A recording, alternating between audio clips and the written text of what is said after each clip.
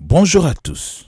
De la politique et de la politique, c'est la dominante de l'actualité de ce samedi 14 août 2021. Il est question dans la presse d'une rencontre entre le président du Sénat, Oussou Jano-Kouadio, cadre du RHDP avec ses parents de Ravia, dans le département de Didiévi. Comme l'indique notamment le patriote qui retient de cette rencontre cette exhortation du président de la Chambre haute du Parlement aux populations, je vous invite à adhérer au RHDP car le PDC est dépassé. Et selon lui, le parti dirigé par Henri Konan Bédié va se fragmenter davantage comme le FPI. C'est ce que rapporte Le Matin, pour qui, image à l'appui, le président Oussou reçoit la bénédiction de ses parents. Et à cette rencontre, écrit Soir Info, Jano Oussou a fait des confidences sur son divorce avec le PDCI, son ancien parti, et les raisons pourraient se résumer à la vision qu'il se fait du développement de la Côte d'Ivoire, un développement qui doit se faire dans la paix, prôné par Feu-Félix Houphouët-Boigny. Ces propos d'Oussou Jano ont fait réagir Le Nouveau Réveil, journal proche du PDC-RDA, qui qualifie les propos tenus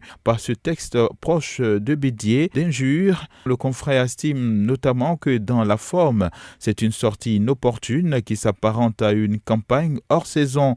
Pour le journal, Oussou tente de rectifier ses propos tenus dans d'autres circonstances, mais s'enfonce, et cette attitude prend le contre-pied du dialogue et de la réconciliation prônée par le président Ouattara, son nouveau mentor.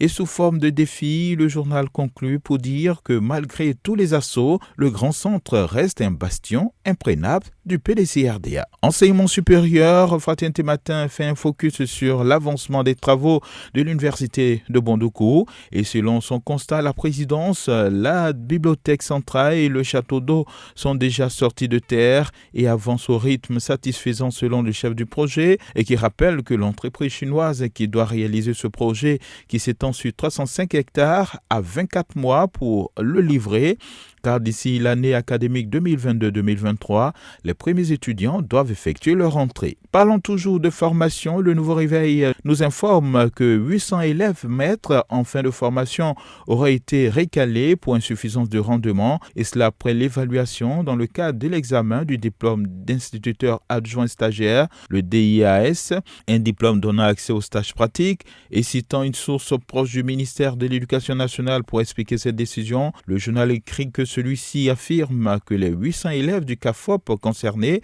vont reprendre les compositions et s'ils ne sont pas admis, seront retirés purement et simplement. On ne peut plus envoyer des gens sans niveau enseigner, c'est tuer l'école, affirme cette source. Enfin, culture, Soir Info nous apprend que la commémoration de l'an 2 de la mort de Didier Arafat a Hongrie a viré au pugilat, à l'agression et au vol. Le patriote fait le constat que le coupé décalé cherche toujours un leader, et cela 2 ans après le rappel à Dieu d'Arafat Didier. Bonne journée. Radio de la paix.